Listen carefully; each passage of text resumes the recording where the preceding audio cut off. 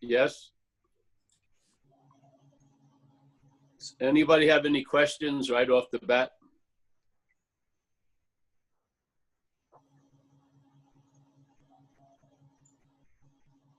No? All right, I'll see you everyone on Thursday. No, on Saturday. Everyone's well. All right, well, I'm going to just go on and just share the basic direction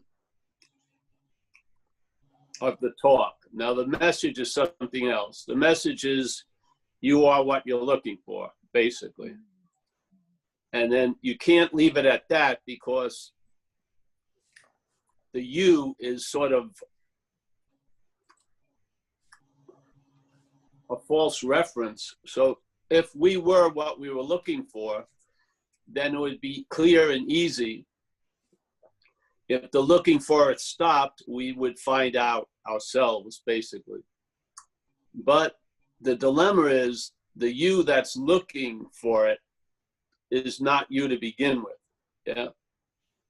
So the you that's looking for what we are is not us. So it's important to share and to sort of lend warnings to folks about how this identification as the doer and the seer and the hearer and the feeler originates from the claiming of the seeing, the hearing, the feeling, and the doing. It's not before, there is not a doer before all doing. There's doing that's used to imply there's a doer. So here we are hearing a message, and that hearing, the message, the mental state is claiming that hearing to imply there's a hearer of the message. That's what the warnings are about. The hearer of the message is that false reference. This is why the message, you're a lion, can't get to the lion, because there's some programming that the lion has taken itself to be a historical sheep and a futuristic sheep. So when it hears the message now, it gets translated by the sheepness.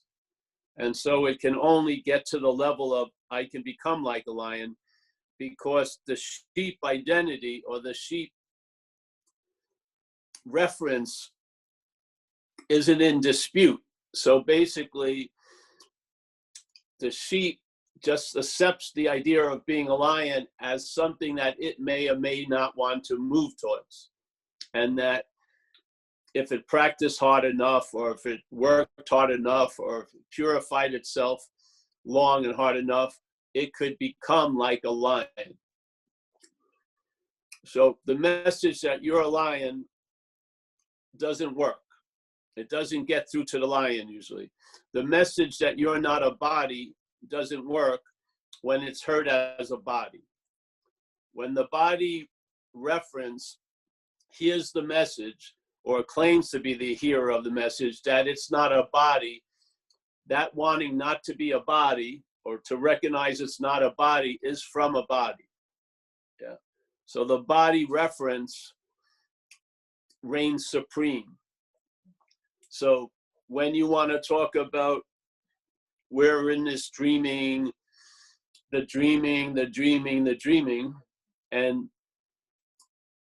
the identification as the dreamt claims to hear the message, it neuters the message about the dreaming, because now the understanding of what's dreaming is framed as the dreamt. So now the dreamt thinks, well, why? I can't see that I'm dreaming, because if it was me dreaming, I'd be doing great and everything would be wonderful and I'd have everything I wanted, and so on and so forth. So it gets very, very confusing. Or when what you're not hears the message, there's nothing you need to do, then people share that they're afraid they'll just be laying on a couch all day. You know, they won't, because it's the message isn't hitting the mark, or it's getting diverted from the mark. And in a sense, the secondary warnings is more important than hearing the message. It really is, because the message is easily neutered, easily, by this preference or reference point that claims to be the hearer of the message. So the warnings are more necessary, really, than hearing the message, because you can hear the message from a lot of different things in the message. You can see it in a sunrise. You can see it in a sunset. You can see it walking around and feeling a wind blow through the trees and having a sound that's unbelievable. There's a lot of free samples, but what happens is, in time, the free samples go stale. They go stale because the aliveness of it gets neutered. And then the idea that you're the one who had the free sample reigns supreme. So in my feeling from going to satsang innocently and receiving messages just like I believed it was happening, was I was hearing the message. Now that I was co-opted. It wasn't what is referred to as the I am, it was what is narrated or interpreted as the I am Paul. So Paul was hearing the message of I am. And just by adding that little Paul there, it neuters the message. So I am, you would think, could get right through to I am, but I am going through the middleman of I am Paul gets totally conceptualized and it's made into something. It can't help itself. That's what we do. We make things into things. And we try to make everything to fit the thing that we're referenced from. So the talks and the satsangs are just to really see what we're not.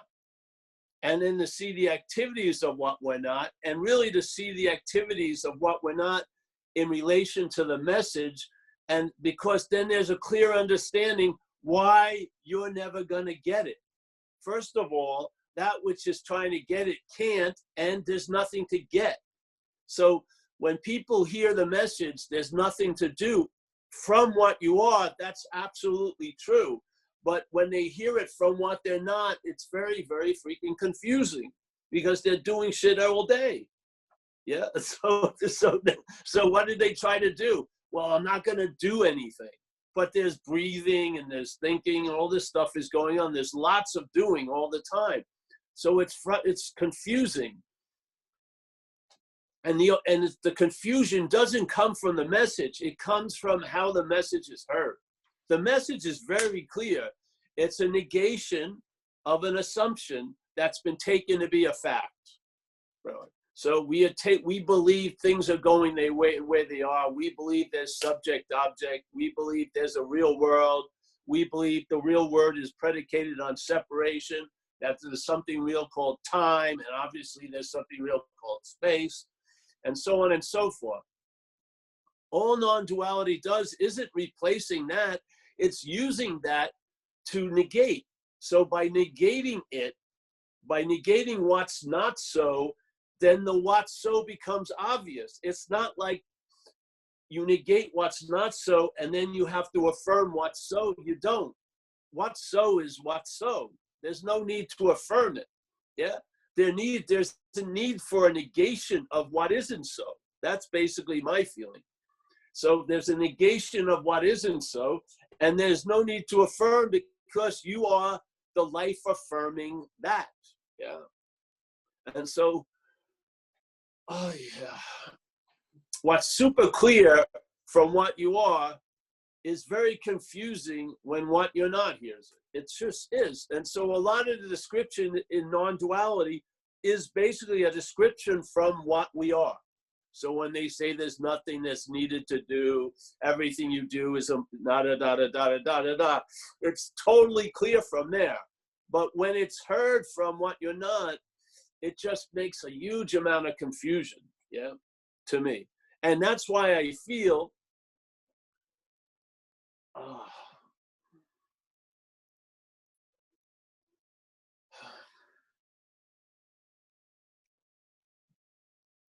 I'm just that annoying fucking message on the side of a cigarette pack, which says, you know, when you're just going to get some relief from not feeling something you don't want to feel, and you're going to take a puff, you see it. Hey, this could be hazardous to your health. You know, it's sort of like a drag position, but someone has to do it. Because if we don't hear it, we're going to hear it from what we're not. That's the whole point. We've got to describe what we're not to what we are. Yeah. Instead of constantly trying to describe the indescribable to what we're not. Yeah. It doesn't work. I mean, has it? Has it really worked? Have you ever gotten? It's so frustrating when what you're not, which in its intellect thinks it gets it. It thinks it gets the message. Oh, I know it. But there's no translation into an ease and comfort or a traveling lighter or enjoying peace of mind or this and that. So there's like a big gulf between knowing it and being it. Yeah. Because while we're taking ourselves to be something else, the only way we can know anything else is to know it. Yeah, we can't be the cat. Yeah, because we're being Paul. So we can't, while I'm being Paul, I can't be being that. So the being Paul gets supremacy, and now you're hoping to have an experience. It's like the water, or it's like the wave, thinking it's distinctly different than the ocean, and actually believing that its condition is of dryness, is now got introduced to a meeting down the hall about the ocean. So it goes to the meeting about the ocean, and it starts hearing the descriptions about the ocean, but it's hearing all the descriptions as a wave that's defined as the wave, and it's believing it's dry. So then it sets out, man, I really would like to have an experience of that thing they're talking about. You know, I want to know that thing they're talking about. So how deep is it? How wide is it? You know, how much area does it cover? All the while being the ocean at every point of its, 20-year course of studying it, or trying to know it, and then maybe having vague some experiences here and there, always overwhelmed by the assumed dryness. So there's the essence of wetness seeking to get wet. That's how absurd it is. Yeah. So what in that condition, if that is the condition, if that is the dilemma, do you need to hear any more about the ocean? No, you got to hear about the wave. Yeah. And maybe when you see that you're not the wave, what do you find out? Not in time, but right now, that point, you're the water. And when you find out you're the water, it wasn't like, all right, 1984 wave, 85 wave, 86 wave, jump up to 2009 wave, 2020, I became the ocean. No, as soon as there's a recognition of ocean, or actually that you're not the wave, you have the feeling of the ocean, and it tells you you've always been the ocean. I mean, that's one of the big import of the whole download is it's never not been, there's never not been the ocean. Yeah, the wave was an imagining of the ocean, basically. Yeah. And, if you don't see that or feel that, then maybe you're at the wrong store tonight. I would shop somewhere else, really, because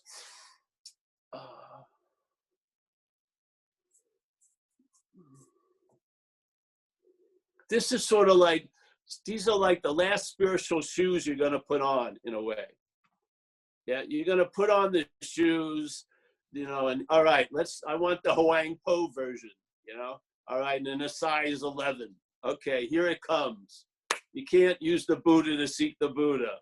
You can't use mind to seek mind. You can't use light to seek light. Here you go. Put it on. Oh, it's a little uncomfortable. Well, who's it uncomfortable to? Oh, it may not be you. Ah, now you see the fit. Yeah. I mean, what are you gonna? How many more ideas do you need after that? I mean, really, that doesn't promote. Okay, in the next step, no, there is no next step. The dilemma is Paul, aka the Buddha, is using the Buddha to seek for the Buddha. That's what, it's a description. It's like a diagnosis. It isn't like, oh, that was a novel idea. It sounds so, no, it was a diagnosis of something that's going on.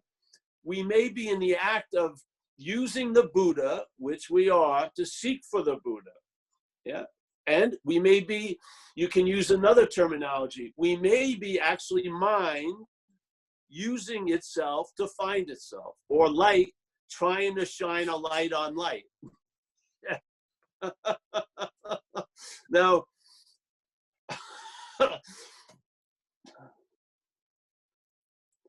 it's like stop being, you don't rush to the next page. Okay, I want further edification of that.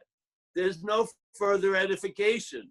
If the shoe fits, you wear it. If it doesn't fit, fucking go around, because it's really a disarming, not a call to arms. It's a disarming. There's a recognition, like St. Francis says, what's looking is what you are looking for. Now, let's say what's looking is what's looking for through a you, basically. So just the middleman is this idea of you. Maybe you're not that, so you're what's looking, that's looking for. Now, I'd rather be able to find what I'm looking for, so I probably would turn off, I'd call off all the looking for what's looking, because I'm not going to find it. I can look for anything else, and I'll probably have a chance, but I can't look for what's looking. Yes, it's that which is looking. I can't use, what's playing God can't stop playing God. That's playing God, So what's looking can't use itself to find itself. It's beautiful. So what happens? You're looking for doesn't stop. That's what we do here. But what you're looking for changes, yeah? I look for pairs of pants occasionally. I just was looking for a shirt to put on. I was looking for, how can I have more dessert than Amelia's having tonight? I was looking for all these things all day.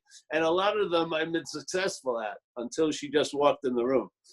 And then, but I'm not spending a second looking for what's looking. I mean, it's... I'd have to believe what can never be lost has been lost to have the expectation by looking I'm going to find. Yeah. So defining something is predicated on the fact of losing it. If you haven't lost it, you're never going to find it. It just doesn't work that way. So I find this message, is so simple, but it can be obscured in a sense so easily, yeah? If you just laid it there, it's so simple, yeah?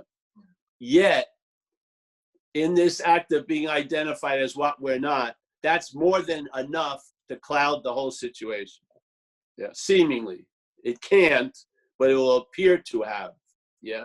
So, all right, that's that, eh?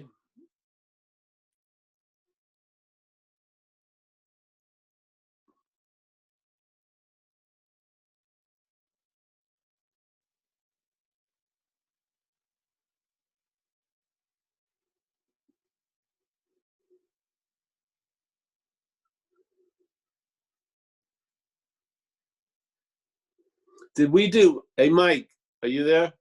Yep. Did we do the camera and the brownie?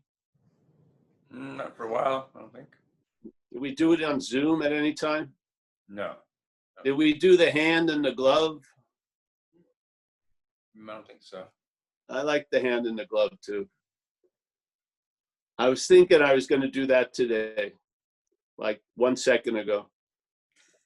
Donna has a question, though, if you want to answer that first. Oh, you have a question? Oh, it's from the great questioner. All right, yeah, bring her on. Hey, Paul. I just wanted to bring this up because I hear it a lot in different circles that I'm in, and it seems to really cause a lot of angst, I guess, and get people arguing and fighting. So I just thought it'd be a good topic for you to maybe discuss. And I'm gonna read it because when I was typing one of your talks, this is what you said, and the gist of it is that when you're negating, Remember that. I never said anything. I've This is never correct. said anything. Yes, this is right, and I wasn't typing it either. that's right. But yes, so I'll just read it, and But if then you you'll. get money, I'll get it. Okay. Right. Okay, this isn't about denying what you're not. It's negating what you're not, because you're before everything that's appearing. And then you go on to say, because a lot of people think I'm going to just run around saying I'm not this, I'm not that, I'm not this, I'm not that. And they deny the fact that there are these appearances there. Like that, if they see these appearances, oh my God, they're not being spiritual, and they're screwing up the message that you're pointing to. And then you said, when the Buddha realizes it is not Paul, Paul gets the benefit. Paul does what was impossible for Paul to do, not by doing, it just travels light as Paul. That mindset that drove this action figure to shoot coke, to do tons of fucking shit, there's none of that there anymore at all. Things have been done for Paul through Paul that Paul could never have done. Yet there's an observing of it and an honoring of it and a great sense of gratitude for it. So I was just wondering if you wanted to just talk a little bit about that more. Maybe elaborate. I think it says it pretty well. Yeah. You did. Well, I'm talking there. See, again, we're talking sometimes from the action figure. So on the action figure level, to me, the ceiling that Paul seems to have is that it can be convinced. That's one thing. So it was convinced a number of things here. First, it was convinced that I'm not managerial quality, and that I'm fucked really, and I'm powerless over alcohol and drugs.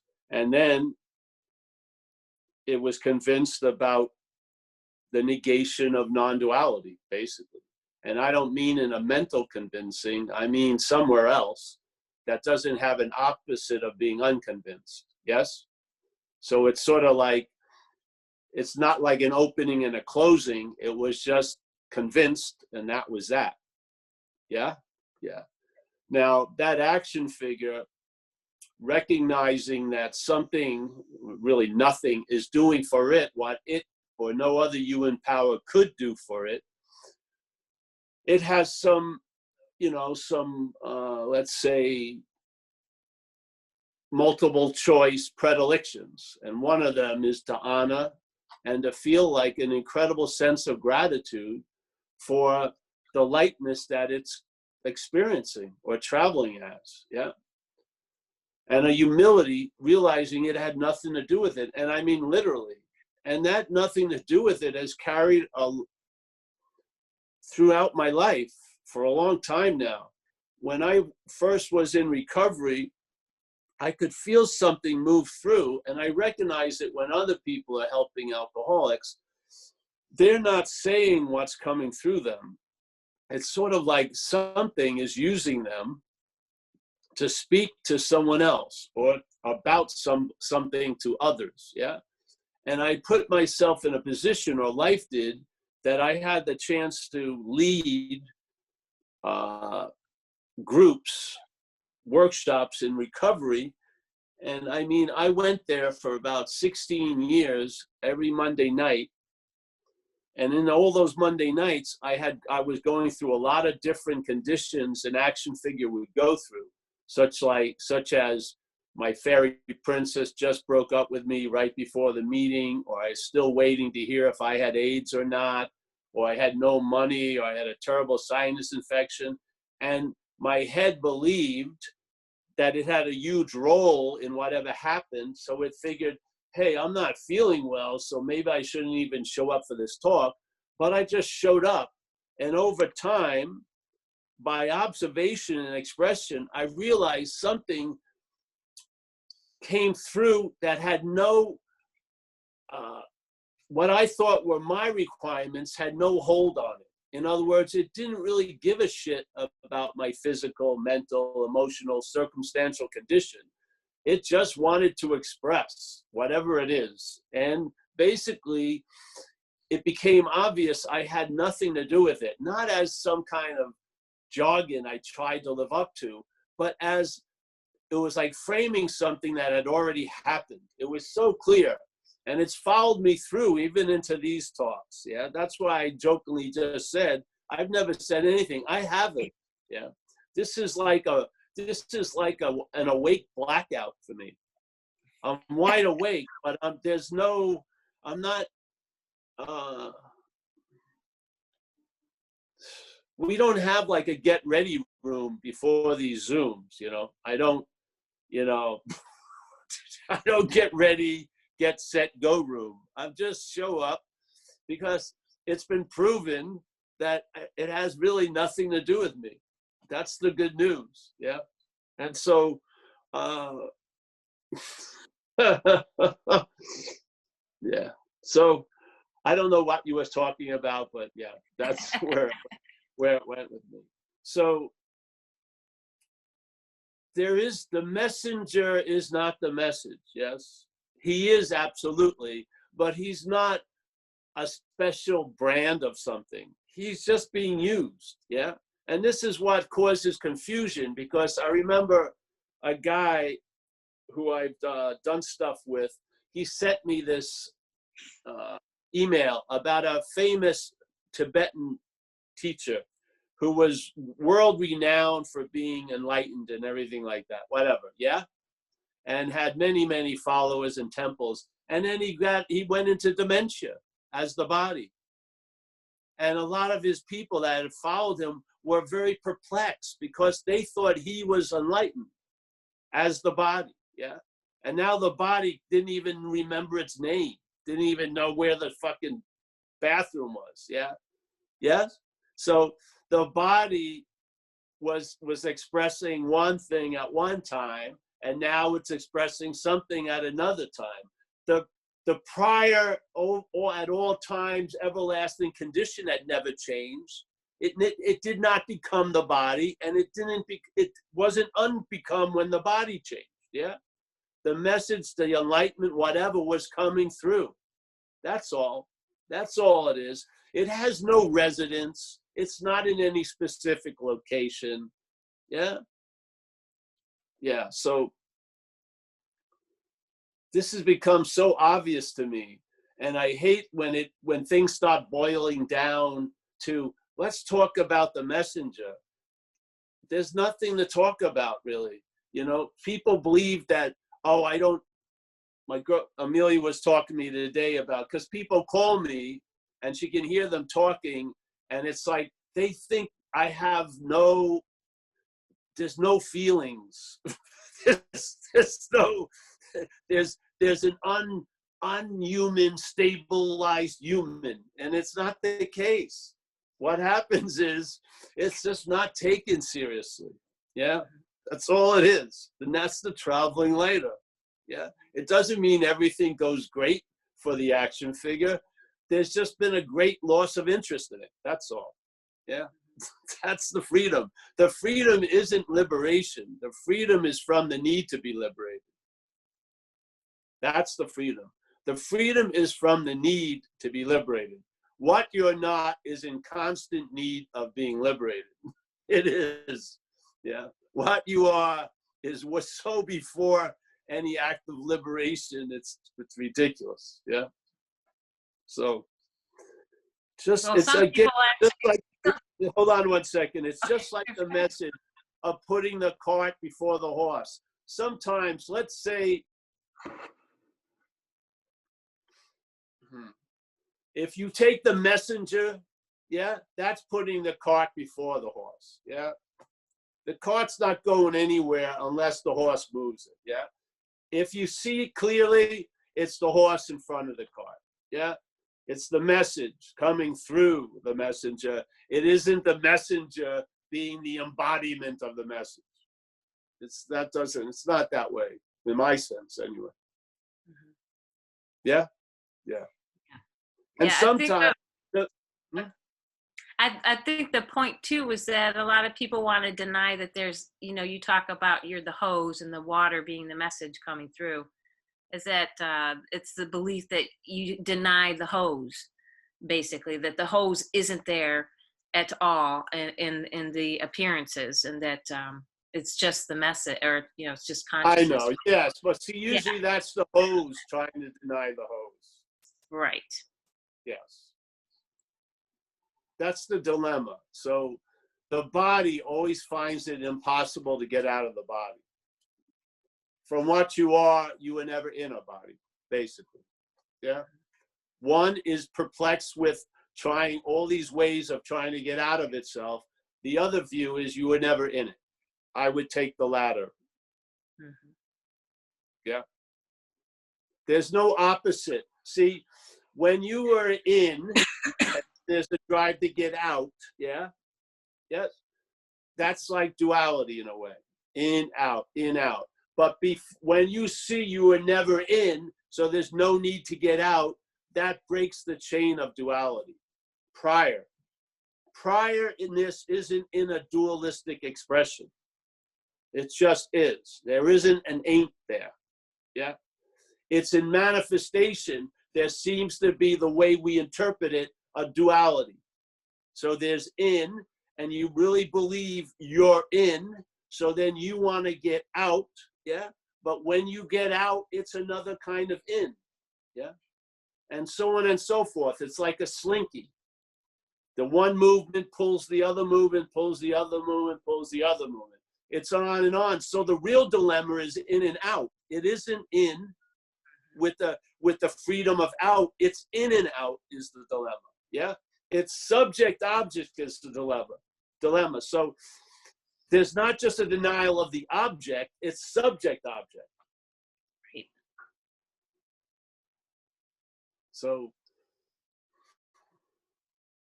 that's why we put warnings out, so that you can see these pitfalls instead of looking from the pitfalls, yeah? See, it's like the professor of whole thing. The professor of holes always finds himself in a hole. What's the fucking knowledge doing? Yeah. I'd rather have a knowledge of holes that avoids the holes. That's the whole point about it. Yeah. This is just a simple, humble invitation.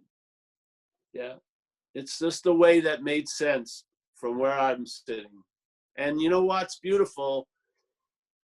It hasn't not made sense ever since, really. Yeah. And it's sort of like a last answer. And it's negated all needs for any other answer concerning this topic. That's a pretty damn good answer. Yeah. And the so beautifulness of the answer is when it's entertained, there was no need for an answer anyway. Tell you the truth. Yeah. Seen from the solution, there is no problem. Seen from the problem will try to talk about that there is no problem. That doesn't go anywhere. You see there is no problem from the solution. You do not see there is no problem from the problem. You don't. That's like that's the dualist, that's the non-dual Pharisee shit. Yeah. So the problem has a fucking ironclad language. If you say I or me, you're out of it. Yeah. You've applied to someone. Yes, it's ridiculous. It's sort of like the spirit of the law is missed because of the letter of the law. Mm-hmm.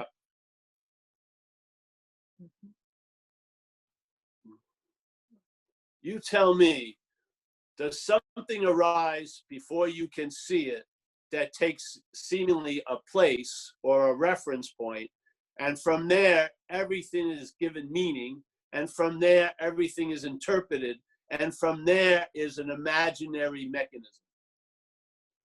And do you actually see it occurring, or do you look from it?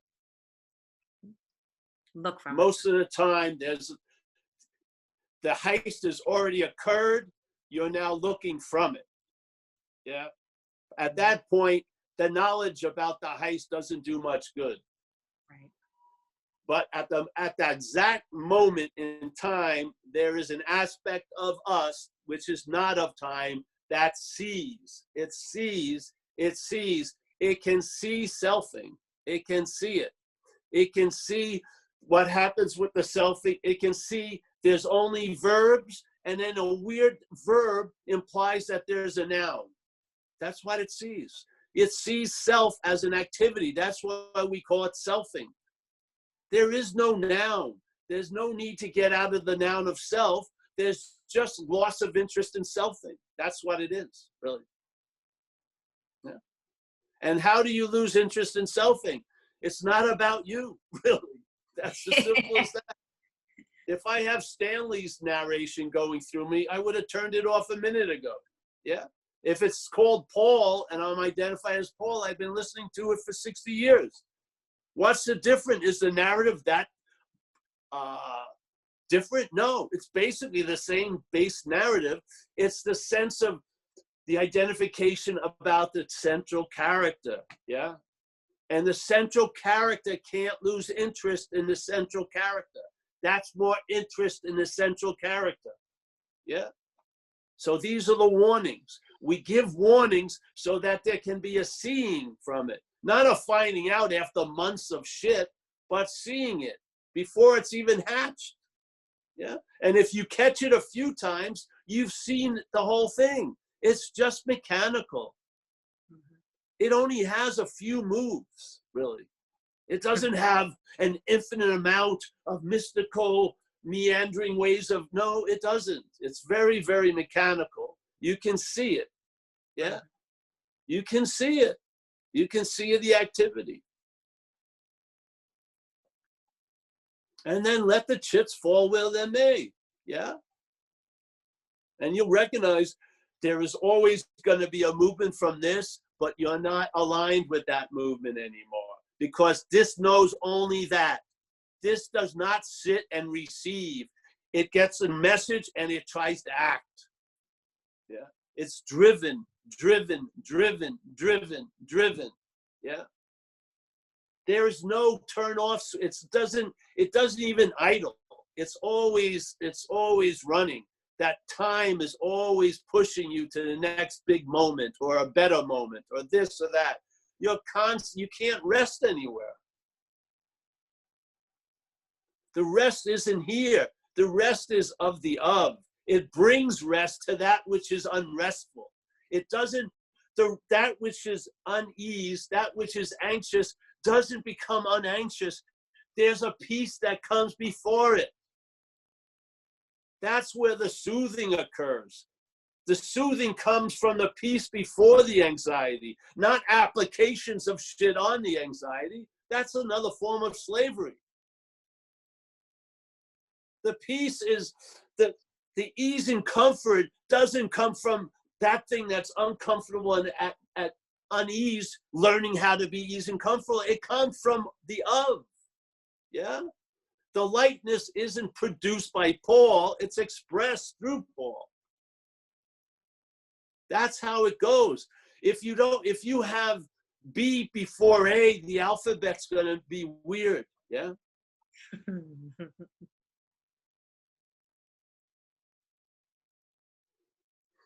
As a noun, you can't do yourself into a verb. You're a verb.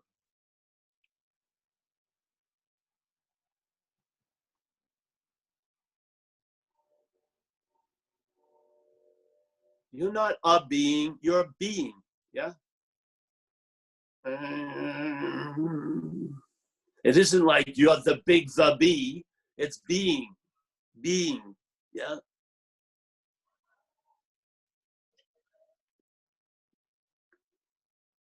Of course, that's one of the first traps. People hear the message and then they start denying everything they feel like they are. But it's a mental denial. That's not negation. Negation isn't a mental denial. Negation is seeing from what you are about what you're not. And then that seeing from what you are about what you're not negates the reality of what you're not. That's all it does. Not purposeful, it's just obvious. Yeah.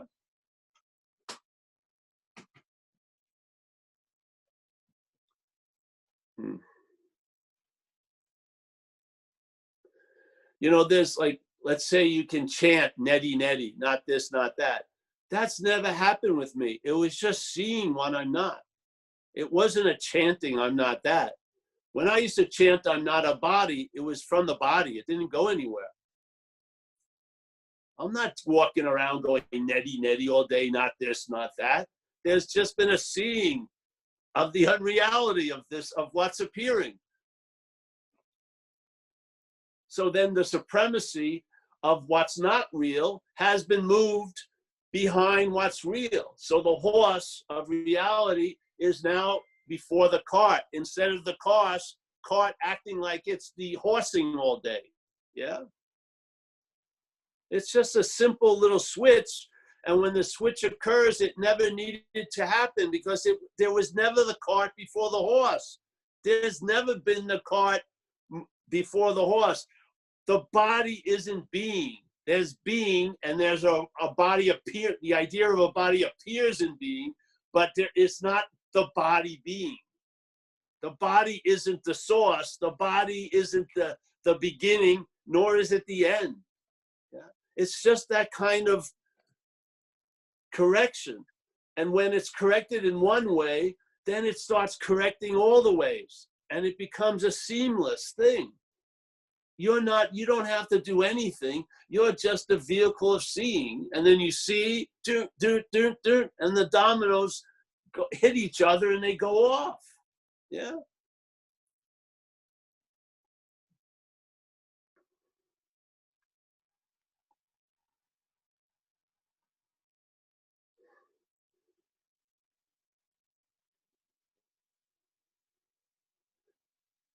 All right, Z. Hey, Z, how are you? I see. But we're going to Deepak. Yeah, and Bill had his hand up too. He lowered it, but yeah, Deepak was. Hey, Mike. Yeah. I want on a banner on Zen Bitch Slap, Deepak Chopra was at our meeting. Okay. Just Deepak. We'll imply it. It won't be. It's technically true. Deepak is at the meeting. Just Deepak. We'll just put the last name on. Okay. I'm unmuting you, Deepak. No one finds it funny. I did. I just told you couldn't do it. That's all. Hello, Paul. Hey, Deepak. Hello, Paul. How are you? Yeah, good to see you again. Similar to what you were saying just now. So I think it all boils down to see what you are not. Yes. So how do we do that? You don't. Yeah. You don't do it. See, what happens is if there's that reliance on what we're not, we're going to try to think it out, know it out, yes? But there really will be a seeing of what you're not. There won't be a knowing of what you're not. There won't be an experiencing, because you're doing that all day. There'll be a seeing. There'll be an awareness of what you're not, yeah? An awareness, not you, not thinking, not intellect, yeah? A seeing, an awareness of it, yeah? Haven't you ever had a hit where the thinking is going on and maybe you get a little glimpse that there's an assuming that there's a thinker of them, yeah? There's an assuming that someone must be doing this because the basis of our programming is doing, yeah? So there all right, so there's thoughts. Those thoughts are being noticed. And then sometimes you get the sense of, you notice the idea of the thinker, which is a thought in itself, yeah? You get a sense of it. Now, almost like the camera's pulling back a little bit, and where you just would lazily see thoughts as yours, and that somehow you're doing it all, yeah? Based on the programming, you see the bits of the programming. Yeah. So you see, wait, the idea of a thinker is a thought itself, yes? Isn't it?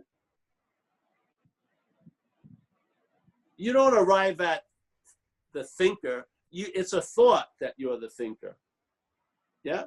And then you'll see that the thinker is a thought, yeah, that implies it's something else. That's all it is. So suddenly, thought, one of them is the thinker.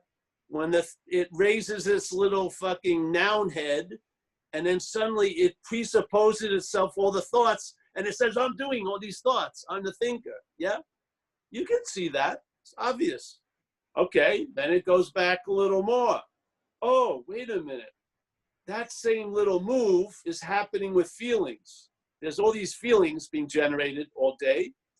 Each time, there's just an assumption. I walk around all day believing I'm a feeler of it all, yeah? And that feeler of it all is pictured as Paul, as a body, as an individual thing, yeah? I don't see it as consciousness feeling it. I see it in memory, in image, as me. So now I just caught the same thing. So there's a feeling that says it's the feeler, but it's just another feeling. But this feeling arises above and claims the other feelings, and now puts itself before all feelings. And your image is what comes up, yeah? So now the same image as the thinker, this Paul, is the same image as the feeler, this Paul. And then the strongest one I find in most cases is the doer, yeah? So there's doing, obviously. You think they're individual doings, and they're coming from an individual what? Doer, yeah? Yes? Yes. You don't see the act of being the doer is a doing. It's called selfing, yeah? The act of being the feeler is a doing. It's selfing. The act of being a self is a doing. It's a verb. It's the act of being identified as a self. There's no noun. It's a verb. It's an activity. The verb that is implying that there's a noun, basically, yeah? So now you've seen three. Hey, wait a minute. Same thinker, feeler, doer, basically the same. I caught the same robbery in a way, yeah? And then I read a book, Ramana Maharshi, Erase the Ego. And I've read a number of other books that are about his teachings, yeah? And I see a similarity in one statement said in many different ways. And in this one that I remember, Erase the Ego, it says, hey, there's this presupposing of a non-existent thing. So you could say, all right, there's thinking, there's a presupposing of this idea thinker, yeah? There's feeling, there's a presupposing. In other words, the feeling, this is another feeling that when it comes up, it says it's before all feelings. And so it's called the feeler, yeah? So he says, hey, there's a presupposing of this non-existent thing, yeah? Of what? Of existing. So there's a presupposing of a verb to imply there's a noun, really, yeah? Okay, so there's the presupposing of this non-existent thing, yeah, to be existing, and then wanting to seek salvation for itself because it's having difficulty, obviously. It doesn't feel comfortable. It's driven crazy by thoughts it thinks it owns and all this shit, yeah? So the system is agitated, isn't it? It is. It's not a very placid, peaceful system. It can be affected by outside things. It can be, it can have everything lined up, and then tomorrow it'll all be screwed. So it lives in a lot of anxiety based on fear that the conditions I am in now may not be the conditions I'm in tomorrow. Yes? So all this shit's going on. So it wants to get salvation from all that. But it wants to be there to have the salvation. Yeah? But it can't because it isn't so. So he goes, all right, if this is the case, then look at your spiritual practices, those things that are hidden that are held in such high regard. They're the noblest of noble endeavors, spiritual attainment. Exactly those are reinforcing the non-existent thing. How can they destroy it? What? Yeah, that's one of the spiritual shoes that went on my foot. It seemed very, very clear that's exactly what was happening. Jesus, I've been trying to get out. I've been trying to get salvation for a non-existent thing when I'm actually salvation to begin with. Yeah. I've been using the Buddha to seek the Buddha. I've been using what's looking to look for what's looking. I've been using mind to seek mind. I haven't been, but that's the activity. Yes. I saw that. I saw it. Awareness held it. Yeah. Recognition. And there was a feeling that if I could see something, and it's implying there's a something there, that I must be that which is seeing it, obviously. I can't be that which is seen. So yeah, the seeing I'm talking about isn't vision, it's awareness. Yeah? You recognize, and what I just described is the basic MO of the seeming robbery. A verbing is used to imply a noun, and then the noun becomes the supreme owner of all the verbing. And then the whole narration up here supports that assumption. Yeah. So you start here and you don't. That's the dilemma. You're trying to get to LA and you're in LA. Yeah. It's just that simple. Yeah. So if you're in LA, but you're really in the belief you have to get to LA, what will your activity mostly be? A denial of AA, of LA, a denial of it. There'll be an active denial of it as you pursue it. How's it worked?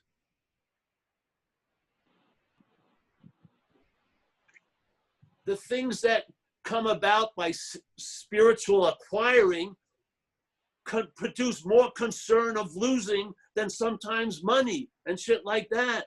And then it feels like a huge pressure because it's all on you. You got to continue to meditate. You got to continue to this. It's a form of slavery to me.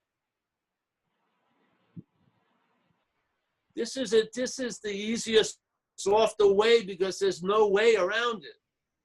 There's no way from it. There's no way to it. If it works with you, if it hits, if it lands, far out. We're here to share about it and about the warnings of how that thing will regroup and claim to be where you are. It will. I mean, the biggest wind in the world isn't going to blow that off the board because it's wherever you are, its possibility is available. Sorry to say, yeah? Just one more thing. So everything is just happening. Well, isn't it? Everything in autopilot mode. I'm not saying autopilot. I don't think there's a pilot, period. Everything's happening. That's easy observation. It's somehow difficult to believe that everything is just happening. Well, it's difficult to believe to that which you're not. So who cares? Why would you delay anything to wait for that to understand something? Forget about it. Just move on. Yeah. What's having difficult time to understand doesn't need to understand.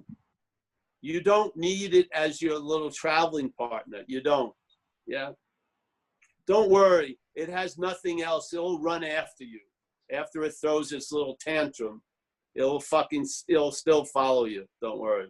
Yeah.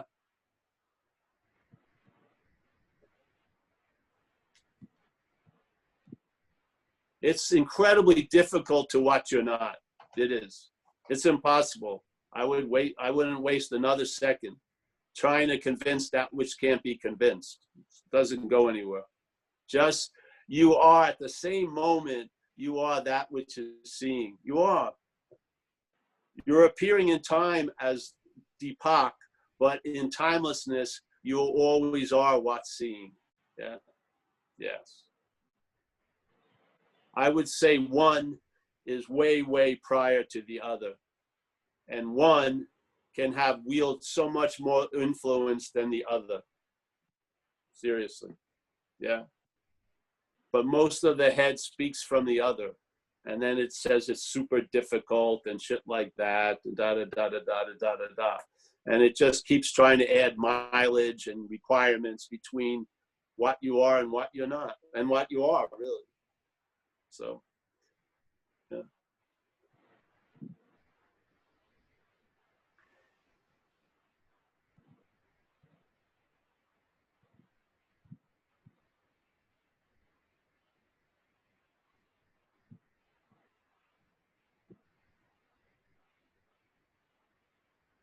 I think you're enjoying these talks, Deepak.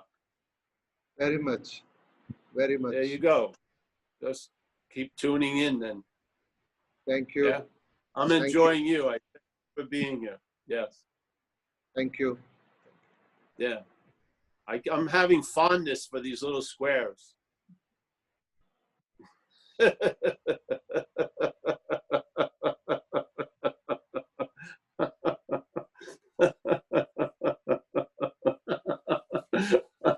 Maybe all my relationships should have a square around them. I think I'm doing a lot better. I can swipe them. Oh, these people are in a nice bed. That looks very comfortable. One of them's getting up. All right. All right. So next, Bill and Ma, M-A-R. Yeah, they decided to raise their hand again, and then Pat will be next after them. All right. Yeah, sure. All right, I'm unmuting Bill. And Everyone having a good time? I hope so. Yeah. Are you asking what? Good time, isn't it? Woo, great time. The best. Yeah. It's nice to allow the marathon runner out. Yeah, let it run around. It's the greatest show in non-duality.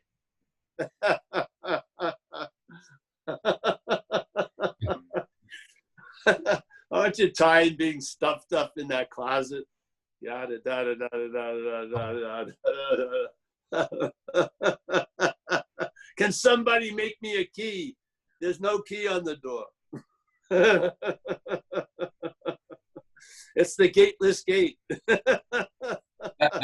That's where my question goes, Paul. As usual, you're incredibly clear, and can you see us here, Paul, Bill, and Marie?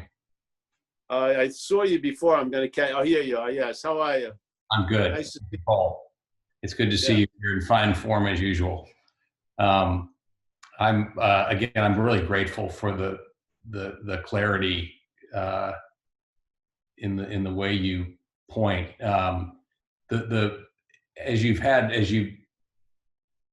you've been talking, I find the experience that I have is very much of late seeing the thoughts arise as thoughts and seeing the emotions arise. And I've even tracked, I seem to see where they come from, which is from this ether. They simply arise in the space. It's almost in a space of darkness that the thoughts seem to arise. And I don't know whether I'm just missing something, but I don't see a cause. I don't see the origin. I'm not sure why they do what they do, where they come from. But there will be thoughts, and it is only, I don't remember the word you used to describe it. It's only the identification with them. It's almost like an energy of being sucked into a little box again. And it feels like a little locked box when I'm right up against the window of those thoughts. And that's what turns me into, or causes me to believe I am this collection of thoughts and feelings, and sensations and all of that. And I guess my question is, as you've gone through this journey, at what point, or how does it, do the thoughts ever stop? Is it simply happening in front of you and it doesn't, I mean, what's the point? You know, why do these thoughts even arise? What's the constructive benefit of this harassing thing called the mind? Right? I don't know.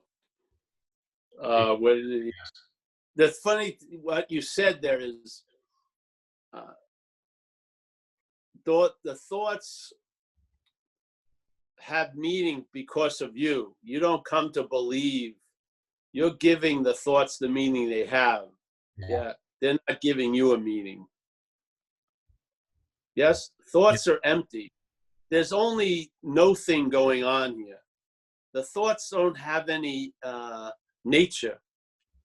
Yeah, they don't even, I can't even touch them. They just Saying they come from out of the dark, so to speak, and then they appear because you're like the flashlight, and there's an interest and attention that's drawn to the thoughts, and that's the light. The light is, instead of the moths being drawn to the light in a way is being drawn to the moths. Yeah. Yeah. So if you want some relief from the thoughts, it isn't swatting the thoughts away. It's recognizing you're not that which is the flashlight. Yeah. You're light, but you're not the flashlight. Let's say the flashlight is idea of being the doer, the long-lasting, independent, separate entity. Yeah. It's giving up almost like a conductive prop for the light to go to the thoughts. Yeah. So the meaning of the thoughts are coming from that. So when you see you're not the thinker, or it's not entertaining that flashlight, that form weakens. And so now there's light that hits the thoughts, but they're not as so focused on the thought, and they pick up the space. Yes? So while there's a seeing of the thoughts, there's also seeing they're very, very tiny little specks in a much larger space. Yeah. Because the flashlight now has been sort of reconfigured, because the configuring it that gives it so much focus on the thoughts is the idea of being the thinker. Tell you the truth. Yeah. So the relief from the thoughts isn't from the thoughts, it's from the thinker. Interesting. So it's the thinker that constructs the flashlight, the tight beam. Exactly. See, there's light like this, let's say. Then there's the identification of thinker. Now the light is focused. And so now it's focused on what's going to reinforce the flashlight. Not even feels like that physically. It actually literally feels like that physically. Like it's the whole world. So you want to get rid of the effects of the thoughts, but you're like, it's sort of like the when you see all the moths around the light and you keep swatting away the moths, but it's the light they're attracted to. If you remove the light bulb, there goes the moths. You know, you don't have to become a moth catcher or a moth killer. Just remove the bulb, the source of light will, yes. So that's the whole point. The whole point is lose interest in which is, see, there's like a fulcrum where interest and attention is being drawn into. And that interest and attention is giving life and breath to this dreaming. Yeah. And that fulcrum is this act of being identified in a sense. Yeah. Not as the body, that's how it's pictured, but as the doer, the thinker, the feeler, like a noun. Yeah. The nounness of it. And so when that is loosened, then the light that's going to the thoughts and like that gets dispersed, and now you're seeing space and thoughts, and then they're not like giant Jupiter-sized asteroids anymore. travel lightly. And it's sort of one begets the other. You can't have this change completely without this, because you are it. You are the dreaming. You are that which is giving everything all the meaning it has in this dreaming. So to try to change all the things that are being dreamt, it's much, much more efficient is maybe so you're not that which is defining all the meanings. Yeah, maybe. And then you'll see see, by having interest in losing thoughts, you're going to be more engaged in thoughts than ever. So but then there's like a blanket loss of interest in the thoughts. They come up and go, but their ability to provoke an action is severely limited. And without provoking an action, they can't really extend in time. Yeah. Their drive is to make a splash here, really. There's a drive to produce something. Yeah. That flashlight and that thought is in a little relationship where if the thought can break through the membrane of no-thingness into here, it can make a mess. And then that thought has given itself life. Yeah. So I thought about running that guy over, and then I do. And now I'm in jail for 48 years. That thought has had a pretty damn long life here. Yeah. Mhm. Yeah. Yeah. So there's but we're it in a way. You can't get around it. You know, you can't. I mean, you just can't get around it. So if I look at something now, I'm giving it the meaning it has. What? Wow, that's incredible. There's a lesson in the Course in Miracles, lesson 2, which is you and I give everything all the meaning it has. And there's like these first 6 lessons, and they end up at the 7th lesson. And the 7th lesson explains the whole first 6 lessons, which is you see only the past. So basically, there's just a redoing. There's just a reimagining the same old, really. That's what's going on. Yeah. Yeah. That's why you don't need to see much to see the whole thing, because it's just mechanical. Yeah. Yeah. You recognize its movement. So there's a presupposing of something. That presupposing is produced, so it comes after, but then it's presupposed to be before. That's what it is. That's what it's like. Yeah. So if you see that, you'll stop calling the product you and yours. You'll see it was manufactured. Yeah. You're a manufactured idea, really. The idea of Bill and Paul, totally manufactured. Yeah. So, I mean, it's insane. All the while, there's consciousness and there's a larger field, let's say, of awareness. And I don't know, I can't see how we can keep starting the game of Monopoly from the boot and the Eiffel Tower when we're way before it. I mean, it just seems absurd. You know, it does. I mean, yeah. The boot's the boot, but it's, you know, it's not a very far-seeing thing. Yeah, yeah. So, and don't believe anything I'm saying. I just riff off stuff. I'm seeing stuff while you're sharing. Yeah. I feel it. So the mind sees it and then goes, wow. And then hopefully it'll be forgotten as soon as it was seen and said. Yeah. Any way you try to capture it is really just a vehicle for an intimation to be delivered. An intimation, you know, like a suggestion of what's already there. That's really what the message is. Yeah. Yeah. All right. Another hand. Thanks, Bill. Pat was next. Thank Can you you. unmute yourself, Pat? Yeah. Yeah. Hmm? Pat is next. Oh, Pat. So I've been thinking about why or how this message resonates from the first I heard it, like such resonation. So what's hearing it? So I'm starting to feel like the obscuring between what I am and what I am not. It's not this impenetrable wall that is really kind of gauzy with holes in it. And actually, I think the more we're reminded, the by these hearing the message, the thinner the gauze gets. But I think we've all had, within our human experience, we've all had the experience where like something comes out and people are like, wow, how the fuck did you know that? I'm like, I don't even know. Like, it was like, that was so smart. That was so wise. Like, I don't know where that came from, right? It's like, you know, like as you talk, it's what happens to you during these talks for you. Or I think we've all had the experience where we're driving. Then I get to this place. I'm like, holy smokes, how did I get here?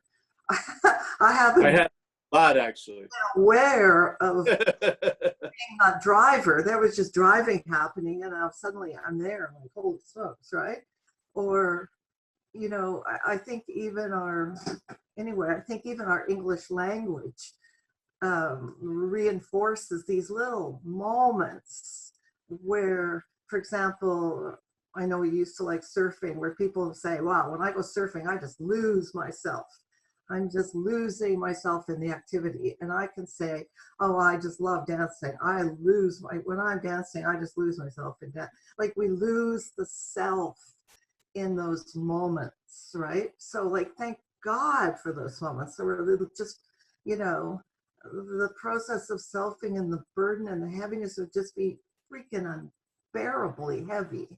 So anyway, I don't know if there's a question in here, but it's just, I really do feel like the utility of hearing the message through you, thank you, Paul, is just, as I said, to help tear open those holes and thin the gauze, so that what I am is hearing and resonating and going, yes, yes, yes, and feeling the relief of that, and seeing these places like you were talking earlier, where we're experiencing the true freshness and aliveness of what is. Like, how beautiful, oh my God, right? Because Yeah. what I am not is really afraid of not being in there, in the battle, in the drama. Like, what's my life about if I'm not, you know, in angst and anxiety and in the struggle and in the battle? Like, what's my life about if I'm not in big drama, right? What I'm not is afraid of letting go of all that. But thank God, you know, thank God for the message and for these glimmers to say, oh, wow, there's just like beauty. And it's like peaceful and lighter. And thank you. Yeah. Oh my God, thank you, Paul. Well, thank you. And but see, that stuff when you just said, what would it be like if it wasn't this? You'll find out what it's like when there's all the drama and all that. You'll find out. That's the whole point. Traveling later, you find out what it's like not to have the drama and everything. Yeah. There may be drama, but it won't have you, so to speak. Yeah. Yeah. Yeah. Thank you. Thank you for your share. And, you know, there really isn't a gauze between what you're not and what you are. There's only what you are, really. There's just an aspect being played, and you can't get there. So you want to sort of look at that one part and negate that, and then see the other part, and then really there's no parts. It's just all that. Yeah. But it's difficult with this little activity of obscuring to jump from there to what is. It doesn't work. You sort of have to negate that and then realize it's always been that. Yeah, yeah, yeah. All right. Thanks, honey. Thanks for your share, Pat. Thanks, Pat. I'm not answering anything, nothing to answer, right? It was very nice, descriptive poetry there. Yeah. Let's go to the next question. Okay, Clifford, go ahead. Hi, Paul. Who's this? Clifford. Clifford. All right, let me find you, Clifford. I can hear you. Go ahead. Oh, Clifford, yes. Good. Thanks, good. Paul. Yeah, I've been in recovery nearly 17 years now, and through a strange set of events, I was into A Course in Miracles from pretty much day one of my recovery. some people in recovery got me into it, and I started reading it. I went through that for about 4 or 5 years, just kept reading the text and doing the daily lessons. But for a lot of years, probably 10 years, I was reading the Course in Miracles, if you like, the new language I've got, as the action figure. And it really fucks you up. It really fucks the action figure up. And for some reason, the last 5 years, I've lost interest in spirituality, and it wasn't an active. I'm going to lose interest in. It didn't come from the action figure; it just fell away. And I've kind of noticed that a lot of like non-spiritual people who I meet are actually much more spiritual than spiritual people, if you know what I mean. And yesterday I was I went off to play golf. I live in Chiang Mai in Thailand, and Chiang Mai.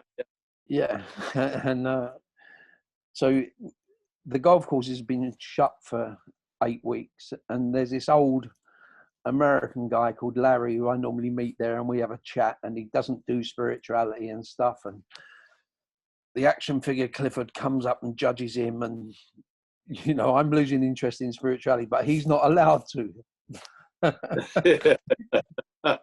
Yeah, because he never had any. Yeah, and but I'm attracted to this guy. We do have a bit of a laugh together, and I see him yesterday for the first time in 8 weeks because the golf course had been shut, and I see him. I was pleased to see him. I said, "Hey, Larry," and he says, "Hey, Clifford, how you doing?" And I said, "Yeah." I said, "Larry, I much prefer this fucking prison to the prison from 8 weeks ago." And we both just kind of laughed, and it occurred to me that was an incident of like the happy dream, if you like. Yes. Yeah. And they're sort of enough for me now when I get little moments of the happy dream. So there's not a question in there, but I'm leading up. I'll come out of it now. Quite often I've heard you speak about, like in 12-step terms, we talk about fear, false evidence appearing real. Yeah. And quite often this false evidence appears to what is false. So what I'm not, here's the false evidence. And I've heard you say sometimes the false evidence appears to what is real. Yeah. So is that what you are? Well, I feel ultimately, yes, all there is what we are. So what we are masquerading as what we're not can lend its own reality to false evidence. So the false evidence appears real to it. Yes. Yes. Yeah. So is it like you're saying what you are is like a neutral, it's neutral. And if false evidence appears to it, if you like, the neutrality can buy into it. No. What I'm saying is what you are here is appearing as what you're not. Yes. Yeah. So in other words, the dreaming in this whole dreaming seems to have taken itself to be the dreamt. So the mental state is constantly proposing false evidence, yeah? But it needs to convince what's real, which at that moment is us. Not real as Paul, but real, yeah? Through Paul, let's say. So then suddenly the false evidence appears real, but it has to appear real to what's real, yeah? We are the reality, yeah? Even as the action figure, that reality is still us. This is an appearance in our reality. This isn't separate. It's not something else. It's an activity. So that which we are seemingly forgets that by being identified as what it's not. Yeah, but it's still reality. Yeah, it's still reality through the appearance. And so if you look at the thought system, why aren't the thoughts on the outside? Why are they constantly being played this way? Because they're playing to reality. Yeah. Mm.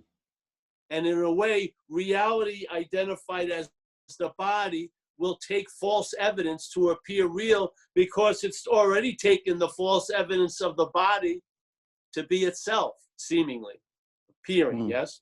So that's why false evidence appears real. Well, how could next week have any effect on us? Yeah. How could what's not happening have an effect here? It has to be entertained by what's happening. Yeah. So the dreaming is dreaming and is appearing as the dreamt, but it doesn't lose the qualities of the dreaming as the dreamt. The dreamt doesn't know any of that, but it does. And through the dreamt, it's taking what was dreamt. It's like if you read the Course, it says projection first, then perception. Yeah. So then there's the dreaming, which is us dreaming, and then there's the identification of the dreaming with the dreamt, and then the dreaming as the dreamt sees the projection as perception. It sees it as a real thing, as a real place. Yeah. Yeah. They're both the same. There's no difference in a way. There's just reality and then reality through something else. So reality through a false evidence now takes a lot of false evidence to appear real. Yeah. What illusion could fool reality? No reality, unless it is in cahoots with the illusion, in a sense. Yes. So reality is still real, is dreaming through, and then the dreamt, and now the dreamt has that reality, and that reality is taking false evidence to appear real. Yeah. And just like in the Course in Miracles, it says what mostly is happening is we're experiencing uncaused effects. Yeah. So there's no cause of the effects that we're having, except that reality is taking something that's not real to be real. That's what causes the effect, but it's uncaused. Yeah. In other words, the thoughts aren't driving me crazy at all. The thoughts, the way it's us driving us crazy.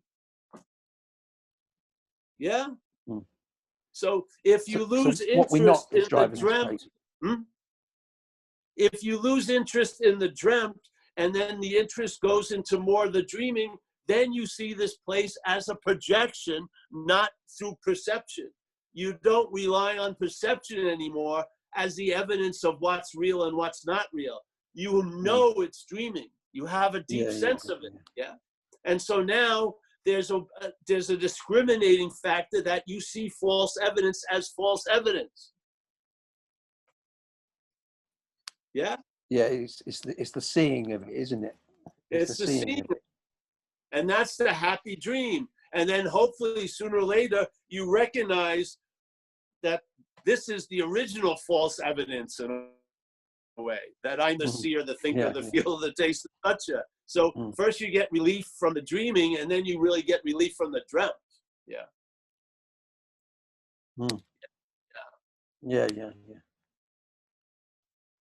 Thanks, man. So yeah, false evidence appears real.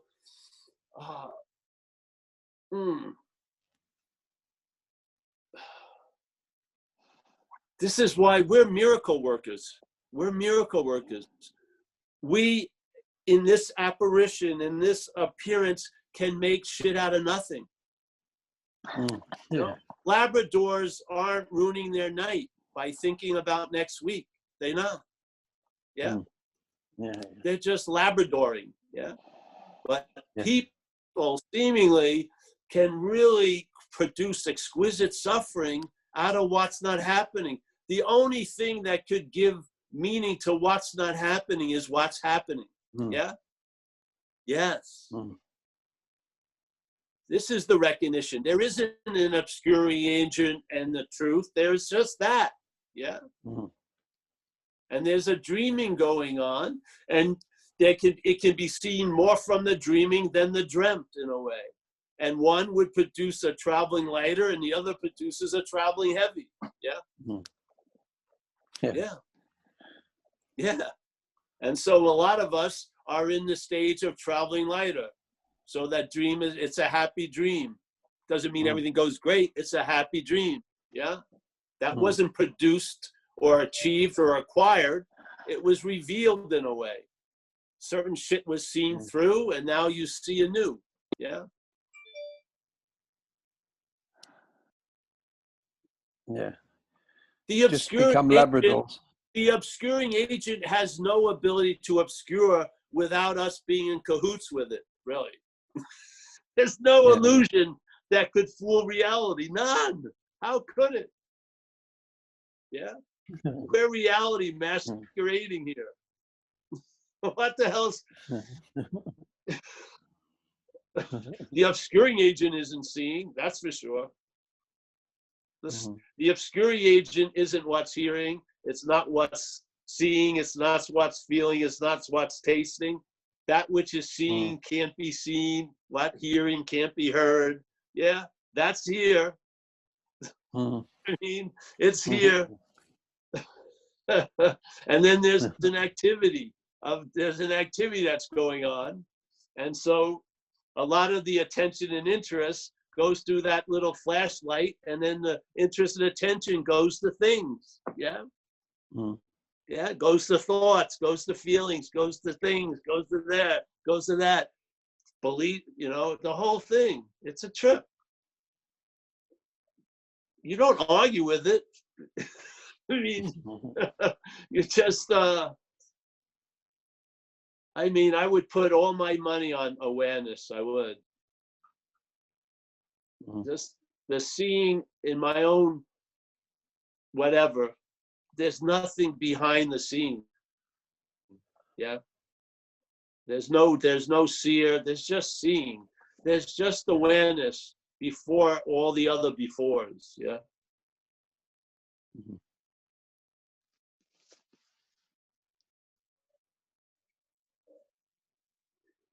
Instead of looking for that from what you're not, see what you're not from there. They're both possibilities at this second. Yeah. Yeah. Seeing it from what you're not doesn't exclude what you are. It's always available at all times. There would be no appearance here without that. Yeah. There would be no oomph to provide all the rides going. None. Yeah. The only thing that could obscure what we are is what we are. And it can only do that in a dreaming of time and fucking space that has a termination point. Yeah. In other words, it never freaking happened. It's not a big battle. It's not a battle. What you are with the, on the horse with the big javelin gonna knock off what you're not. There's no what you're not, really. There's just what you are taking itself to be something else. Yeah. For a very real short period of something they call time. All the shit that happened is never gonna leave a mark. Never. It's gonna be like it never occurred. Yeah. It's all this self-importance that keeps blowing itself up all day. Yeah. All day. Yeah. It's all right. It seems to be going on. How are you going to find peace with that as that? You're not. You see it's not you, and then acceptance is available. Yeah. This is not a battle between fucking two giants. There's nothing. All there is that. Yeah. And I think the acceptance is, you can't do the acceptance either, can you? The acceptance happens. You cannot do the acceptance, but you can definitely express it for sure. Yeah, yeah. You can definitely observe it. You can. That you can do. but you're definitely are not going to cause it. No. No, No. no, you can't manufacture or conjure it. Well, you can, but you, it goes you see nowhere. the role here of this. This is a form. This is really an expression and an observation, basically. Mm. Yeah. There's expressions occurring, and then there's observations of it. A lot of them are mistaken, the observations. A lot of them are misconstrued, but basically, that's what happens. Yeah. Like Jesus said, or supposedly said, you'll know the tree by its fruits. So how would you know the tree by its fruits? By observing the fruits and seeing what's they're being expressed from, which is the tree. Yeah. So you'll know the tree by its fruits. You'll know, oh, there's so many, like exalted moments of serenity or whatever. Yeah. You see that, and then you recognize it came from that tree. So you know the tree by its fruits. A good tree cannot bring forth bad fruit. A bad tree cannot bring forth good fruit. But what the fuck is good and bad anyway? So you just see it, yeah? Yeah. I mean, I didn't change a thing, but I've noticed a lot of change, for sure, yeah? I've noticed a whole lot of change in me and others, but I didn't change a fucking thing. I know that for sure. Because if I would have changed it, I would have changed it to something else than it showed up as. Totally. I would have done something totally different. So basically, it's nice to recognize the position of what you're not, yeah? That it is not a cause, it's an expression, and it's an observation. And it's not the center of the universe, and that's a great relief. Because can you imagine having the flashlight shine on all the thoughts, and then all those thoughts are claimed as yours, and the yours pictured as a body? Can you imagine the body having a just swarm of thoughts all day surrounding it, constantly going over the past and the future? It's fucking unbearable. Yeah. That's why people are getting the weirdest diseases. They're fucking flipping out. They don't recognize the inflammation of agitation is all that fucking agitation of the mental state. And then the stress is this constantly feeling you have to be perfect when you're a completely imperfect fucking expression. Yeah. It's insane. You can't, and yet you can't call off the dogs. You can't, because that sends more dogs. So you have to see how the system reboots and reconfigures itself and stays in its seeming position, because you're going to see it from what's not that. Yeah. Yeah. The system never sees itself. It may know itself. It doesn't see itself. No. We see it. The seeing sees it. Yeah. And that's readily available. You don't have to conjure that up or fucking beckon it. It's here completely. Yeah. Wherever you seem to be, there it is. You can't be anywhere that it ain't. Yeah. It's just it's just like, why would you want to go through this imaginary middleman to get there when you're that? Yeah. He's a bad broker. It's much more efficient. It takes no time at all, and it provokes a reliability because it's not on the action figure. It's like, do I need to sit 14 hours? Do I need to purify? I mean, the purification always throws me for a loop. Purify. Who tells you when you're purified? Then you take a big dump and you go, well, it doesn't look like I'm purified yet. So do I have dumping? Can never piss again? I mean, what's the level of purification I have to go through to be available to this? Yeah. Well, you're already available as it. Who's gonna say you're purified? The fucking parasite. The whole system of what you're not is going to, let me give you a spiritual checkup and see if you're ready to receive that which is already so.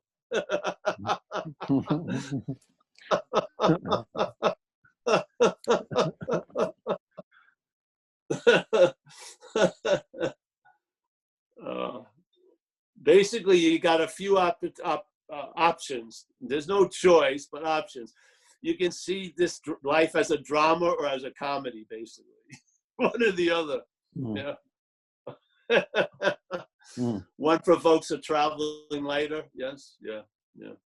So, all right, bro. It's good to see you. I've met you before these talks too, I think. Yeah, we met in London last year. Yeah. So I remember you. Yeah. I used to live in Chiang Mai a lot.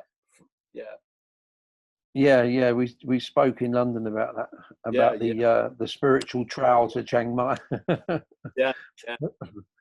Wat Rempo, Wat Po, all those places. Yeah. All right, bro. Yeah. Thanks for sharing with us. I pray at what the fuck at the moment. What the fuck? Yes. Yeah. I think we've all done a retreat there. Yeah. All right, bro. Thanks.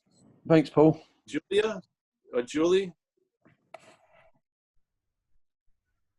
There's another Mike. There's a lady, Julia. I think there's a war when they. Okay, good. Oh, Can you hear me now? Julia. How are you? Great. How are you? Are you in LA area? I just wanted to bounce tonight. I am. Yeah, I'm having a staycation. Yeah. I just had a staycation. It's been good. Yeah, go ahead. Just like I just wanted to get your feedback on an idea that has been bouncing in my head a bit. The idea of no free will was life-changing for me when I started to grasp that more. Really game-changing, because for me, if I don't have a free will, then I'm not to blame, but neither is anybody else. And there's nobody to blame, then I'm less likely to judge and have to forgive. And for me, this has been, like really game-changing. I love it. And I really don't even want to think about the possibility of having free will. And then once in a while, I might listen to somebody like, I don't know, Eckhart Tolle or Adashanti or somebody else who'll say, well, yeah, you don't have free will until you're here now, like, and then you have free will. Like, there's a point that, like, when I'm living always here in this moment, I guess, then you have free will, then you're the chooser, or then you have free will. And then, like, I don't like that idea. That, to me, I mean, on the one hand, I can kind of get it because it makes sense. Is like, in that moment, if I'm fully being present with what's here right now, there's more choice available to me because I'm putting more attention into it. But yeah, it's just my mind. That's all. It's like, I just wanted to hear what you had to say about it. That's all. Well, I would just ask, who is it that thinks they have free will or non-free will, really? Who cares about will? Oh, I just like, I told you, I'm very into that idea because I do. So it worked for you. So it worked for you. So, yeah. Why don't you take yourself, not you, Julia, but take that which is there as the authority. Yeah. Yeah. See what works for you. I don't care about the idea of free will or not, I don't. I think the action figure is programming that it believes it has free will. I wouldn't spend any time trying to convince it otherwise. Yeah. I don't. So again, it's the same thing. It's where you're seeing it from. Yeah. And then there's a mix up sometimes. You hear there is no free will as that which believes it has free will. To me, that's just very confusing. Yeah. Because the action figure's programming is totally premised that it's the doer. And if it wasn't a doer, then whose life would it be anyway? And its ability to understand that is severely limited by the program, to tell you the truth. So I would just go to who is it? So who is it that thinks it has free will? It's not you, then who gives a shit about it? Yeah. Okay. Thanks. Yeah. Yeah. And then don't ever say another teacher's name at one of these Zooms. I don't want to give them any false advertising. Those who shall Sorry. never be named. Okay. I love it when people believe they don't see that I'm joking, but whatever. Okay, sorry. My mom used to say to me when I was a kid, many a truth is spoken in jest. And Yeah. this is actually one of the things I enjoy about your meetings is that you're laughing a lot. You are joking, but you're speaking the truth in jest. You know, Well, you're a go. spiritual comedian and you're gifted at it. Yes, well, it's funny. Don't you think It it's is funny? really funny. Really? I do. Don't you I think do. it's funny that you are what you're looking for? I think it's hilarious. And then Well, yet yeah. it's just, to me, it's funny. Hey, I like you, Julia. Take it easy. Yeah. I love you. And you know what works doesn't, its value is that it works. Yeah. Yes. Yeah. So just because someone else, does. I like what you. Yeah. yeah. No, I had my own thoughts. I'll make up my own ideas about it. Well, You then know, your own and for ideas, me, but it's I just wanted to hear your opinion. That's all. And I think I'm with you. I think that but really I it want doesn't matter. to tell you something, It's Julia. just an idea that I Yeah, I want to tell you something, Julia. I haven't thought about that topic in years.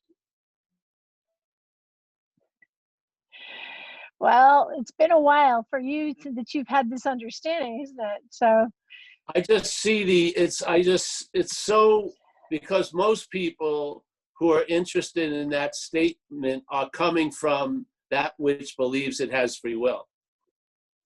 And I'm just trying to share you with this, my own opinion. It can only go so far trying to convince that of things. Yeah. It's programmed. And it's programmed. It has a couple of source codes. The one idea is that it really truly believes it can get out of itself. It does. So there's a dilemma that was captured in the community of recovery, which was a statement, self can't get out of self, because they observed it was trying to do that for fucking forever. Yeah. That's one of them. The other one is the action figure believes it's the doer. It believes it has free will. This is the programming. To spend too much time or any time on trying to unconvince that will be overridden when it goes to the cafe and thinks it wants a mocha, and when it gets right up there, it orders an oat milk latte. So it believes, see, I chose, whatever. Yep. You can go on a 3-week symposium that you have no free will, and the basic format of the action figure will dispel all that information in like one trip to Starbucks, really. So I don't see it as much value. Yeah. I don't. yeah, okay. So I understand. I just try to it's so important where the echo, which is our language, is coming from. Yeah. It's so important because these things, the idea of there is no free will is super, super, super fucking clear from what you are. So it doesn't need to go to 3-week things, yeah? And if you could just see what you're not from there, which you can, it's available, then you would see that is going to go believing it has free will, probably to the last breath it has. Or it may not, it may get a better philosophy around it, but it's going to have some sense of it. And then there's an acceptance of that, but you're not beholden to it, yeah, because you're not that. So everything is hinged on where is it being heard from, yeah? Where is it being heard from? If it's being heard from what you're not, the clearest, simplest statement can just be used to produce so much fucking confusion. Just look at what has happened with the word enlightenment and awakening in certain circles. It's driven fucking action figures crazy. It would have been better for the action figure never to have heard those words. Really, seriously. Yeah. Seriously. Now, for me, I believe the inherent state is enlightening and awake. Yeah. So it's not a huge deal. It's not like you're going to arrive at a superhuman endeavor. It's a fact. We're all awake. Yeah. It's a fact. Now, you can seem to be awake to that fact, or you can seem to be asleep to that fact, but it doesn't change the fact. Yeah. So there's not a huge, oh man. Like if you were on a spiritual journey, you would lose interest in having a journal around it. Yes. You know what I mean? The journal would be dropped. Forget it. You wouldn't be trying to remember shit. You'd just be living. Yeah. Mhm. These highfalutin ideas or debates, you would lose interest in it all. I would think. I don't know. That's been I've observed what's happened with me. I lost complete interest in that. And it's like Clifford was saying, hold on, like Clifford was saying, he's lost interest in spirituality. I swear, I have no interest in any of it at all. Yeah, none. I have no interest in any of it. I'm just interested in getting the warnings out so that what you are can navigate through recognizing what it's not, really. Yeah.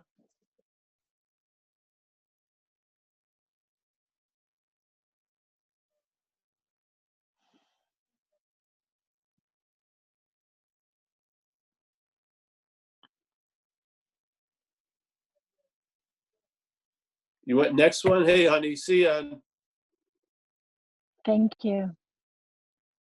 Yeah, I may be single-minded in that way. I just feel like,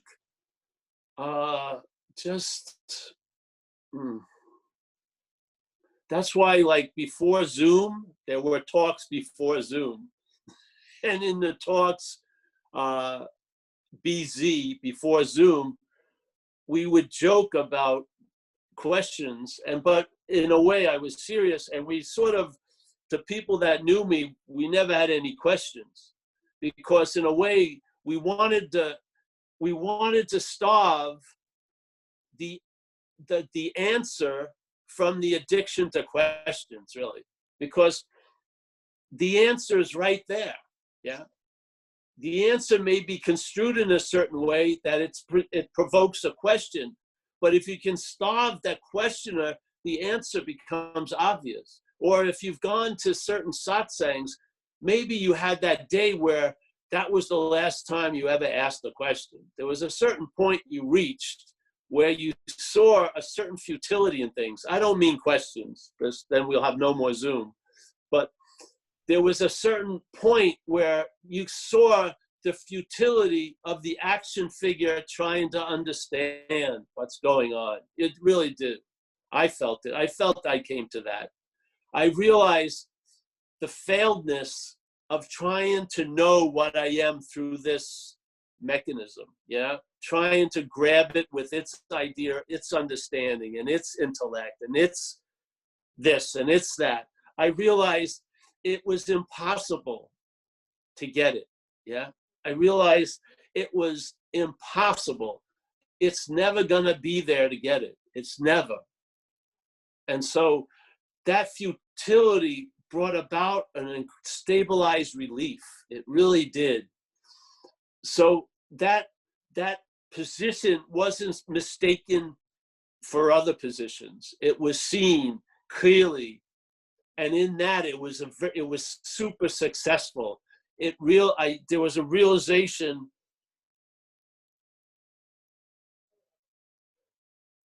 in the futility of trying to know and experience and become what I already am. Yeah, it's just, yeah. And that relief stabilizes. That relief doesn't go through turbulence and anxiety and agitation. It stabilizes. You are relieved of that, definitely. There's been a relief from wanting to get it, for sure. There's been a relief in I'm gonna figure this out or have it or understand it or become it. There's been a complete relief of that, and it's never changed. Yeah. So in a way, there are expressions here that aren't dualistically bent. There is an ability to be convinced. And when that convincement stabilizes, a lot of shit can land and not bounce off. Yeah. So there can be a shifting in your basic line. Like in recovery, we talk about the alcoholic and the addict, the active ones, have a baseline of irritability, restlessness, and discontent.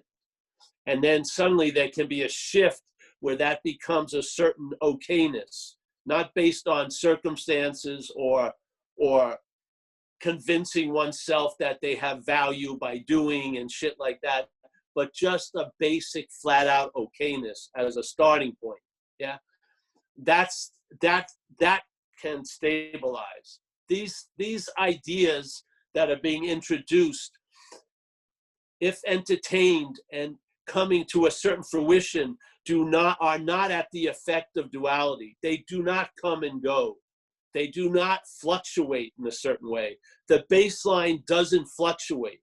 It doesn't turn back to a base of irritable, restless, and discontent. It's always that okayness, and it may have disturbances, here and there, but the disturbances don't switch it over. So there is, from what we're of, there a stability comes to this place for sure. So the idea of surrender can be surrendered. It's done. It's done. You've seen through something and it's flat. Yeah. There's no need to debate it every few months. You don't review it. You don't have to come back to it. Yeah.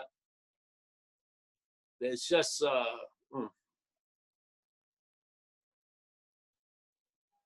So let's hear it from Dennis in LA. Dennis, a man of many names. Oh, this one. Where is he? Santa Monica, actually, but Santa Monica's too long to type up there and be able to see what it says. It just comes out as Dennis Santa. Yeah. Simple question. You Yeah. refer to some wise old teachers from Ramana Maharshi and Wang Po and one other I can't remember right now. And I wanted to get a book by those guys for things to read at bedtime. Do you have any particular books by them you like or can yeah. name? Well, you can get a lot of quotes on the internet, but let's see. Huang Po, there's it's a cheap book too. The Teachings of Huang Po by a guy named John Blofeld, Blofeld. You can get it for like 7 cents maybe or something. They still have them on the internet. So that's, and then there's a lot of quotes from him you can find on the internet, because a lot of stuff about him are mixed with other Zen teachers. Yeah, sometimes there's compilation. So the one, John Blofeld, is the one I used to know. And then Ramana Maharshi, there's a beautiful one that is a pictorial that's quite nice, that's looked at some of his sayings, primarily non-dual type statements. It's got a picture of him on a cover, and it's like a bigger book. It's not like there's not much print. It's mostly little statements with pictures. That's beautiful, really. A beautiful one. And then I always like the first one I got introduced to, I got in India, and that was the collected work, talks of Ramana, which were transcribed talks from like 1935 to 39. Now there's a lot of stuff in there. because he's speaking to everyone from where they're at. So there's Hinduism, a lot of stuff, but there's some incredible nuggets there. But I haven't read much more than that. And There's one other of course, teacher I can't think of. oh well, Who else? Nisargadatta, you can never go wrong with I Am That. Oh, I got that. That's Yeah, I really, Am That. really Yeah. difficult. Well, just break it down to a paragraph or so. That's all. Mhm. Yeah, he's in there. That's about it. I haven't looked at much in a long while. One other teacher, but I can't think of his name right now.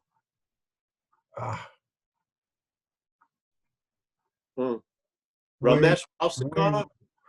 Wu Wei Wu. Oh, Wei Wu Wei. Well, that's can be heavily conceptual, but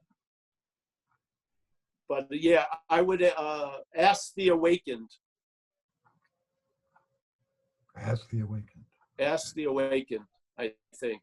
I like him very much because his approach to all this was negation. Yeah? Yeah. He called it the negative way. I like it quite a lot. Yeah. Yeah, it's late at night. A book like that is better than a sleeping pill. Oh, yeah. Well, the Ramana pictorial then is a really good one because it's just a little statement that has a lot in it. Very short and sweet with beautiful pictures of where he lived, Tiruvannamalai and him and stuff. It's beautiful. It's a beautiful book. A big book, mostly illustration, pictures, black and white. Yeah, thanks, bro. Thank you. Oh, and by the way, I sell all those books. No. I've got your books.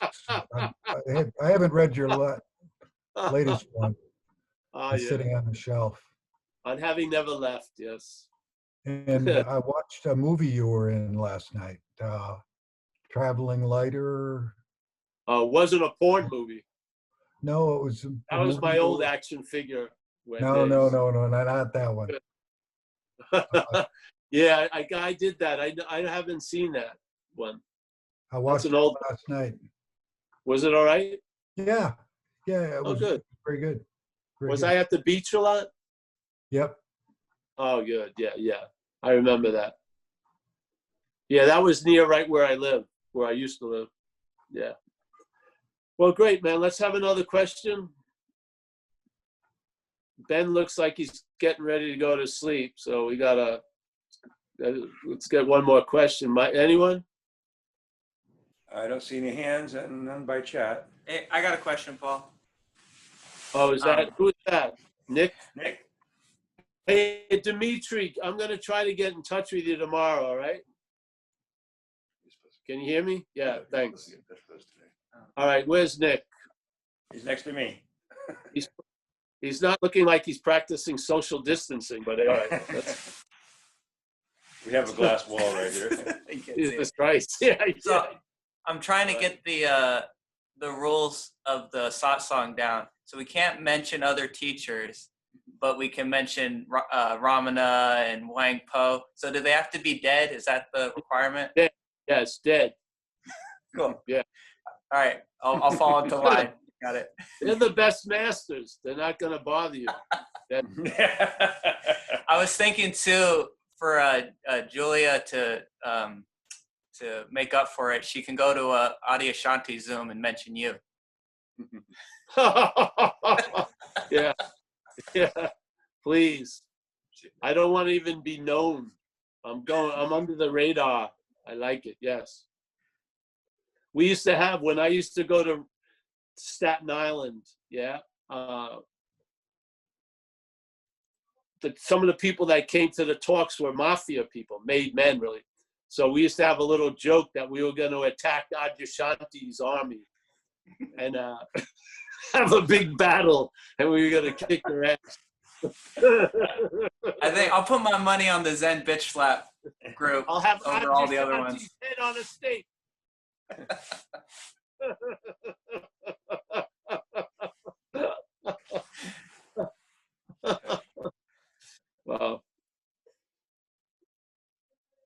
Yes. I mean, oh, no question, Nick. Just a little. No, you can do your rounds.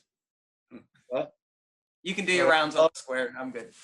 Square. Any other question tonight? Deepak is fine. Dennis, I got all the questioners right here. Clifford, What was the, Julia. Yeah. So there's Sharon wants to ask a question. Sharon, Mike. okay. Can she unmute? Or I'll go down and unmute her. Mute. Unmute, Sharon. Unmute. I'm unmuting her now. All All right. right. Now, just since Hey. we're on this topic and you quote Course in Miracles, do you recommend it for reading? No, I'm tired of recommending stuff. It's best if you fall into things. Yeah. The course can be very thick. Yeah. Yeah. So sometimes you could, though I loved, I am very fond of it. Yes. But I don't want to recommend everything. Yeah. I hear you. I just did that with Dennis because, whatever. Yeah. Yeah. If you want, just read,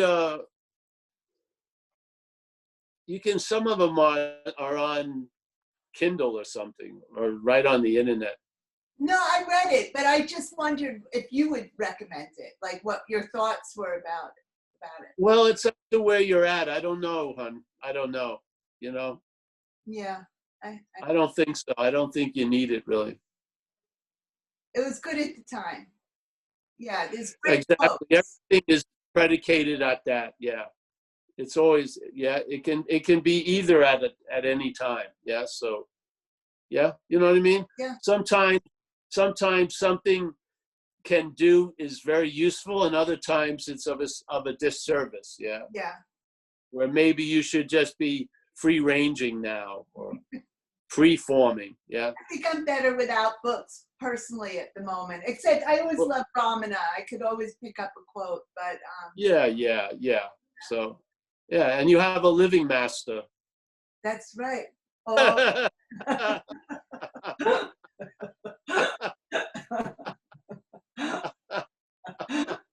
I don't even want you to read my books.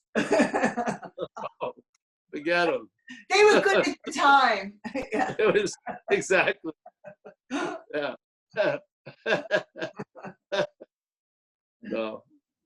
Any other recommendations or personal hygiene tips or whatever I can do? I think an Aquarian should go out with a Gemini. I can do all that. Watch out, Scorpios, though. Woo! Scorpio. So no one has more questions? Z, you don't have a question? No, he never has. He's fine. Hey, Paul, I have a question. Just a quick one. Yep. All right.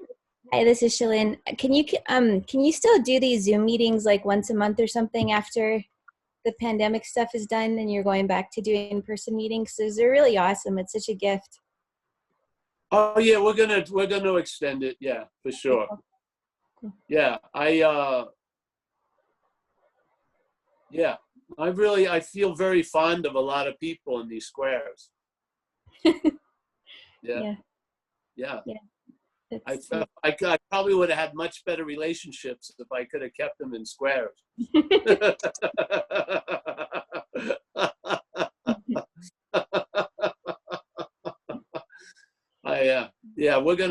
We'll probably do that. Yes. Oh, okay. Thanks. Yeah, I've really been enjoying them. Oh, thank you, honey. I enjoy you being there. Thanks. I enjoy James and everyone. It's been Randy is in a seat tonight. That's the first time. So beating a dead horse. Come on. Out there finally. And Keith, I've been inside. Keith and all these folks. Let me see everybody.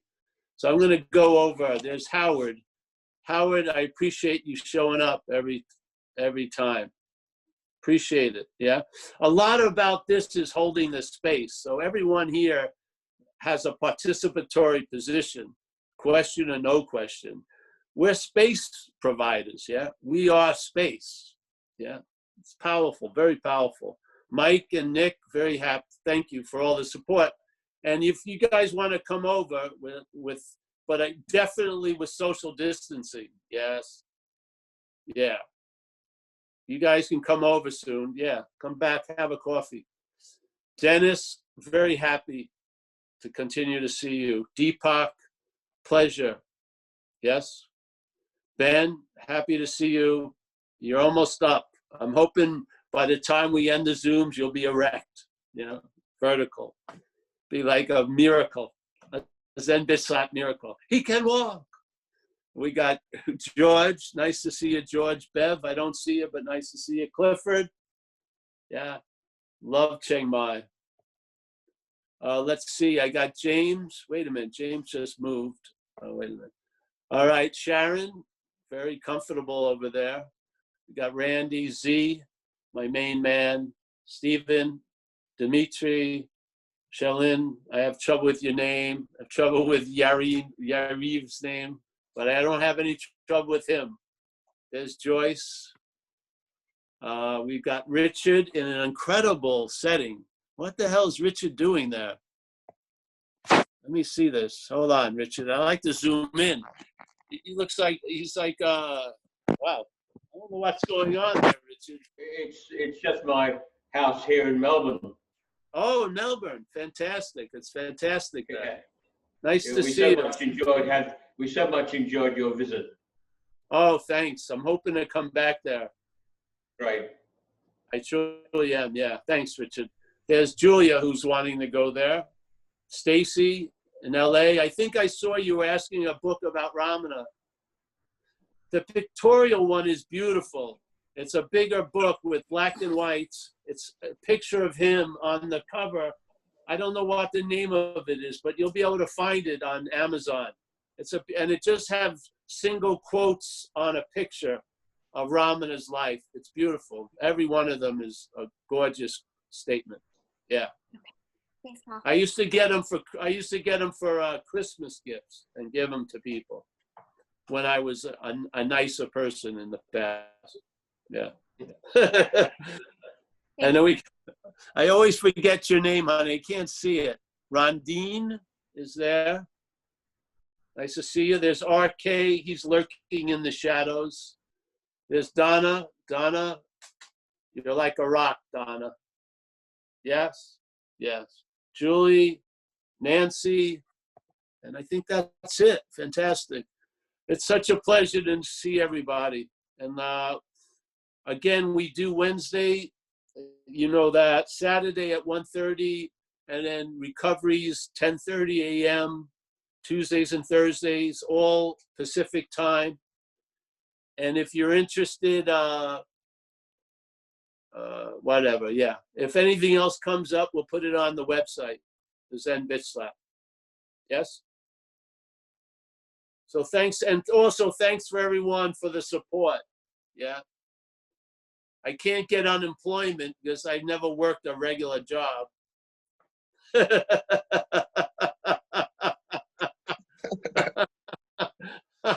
How am I gonna, I can't talk anymore. I should get unemployment.